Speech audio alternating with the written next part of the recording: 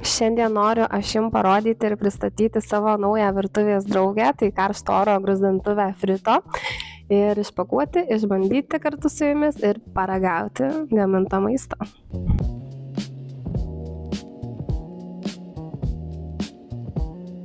O dabar aš sugalvojau, kad turiu iššūkį šiai karšto oro gruzdintuviai. Pagalvojau, ar jinai galėtų pagaminti maistą vakarieniai per 20 minučių. Taigi turiu pasiruošusi šitokias vištienos sparnelių dalis ir bandysim ir žiūrėsim, ar čia skaniai gaunasi.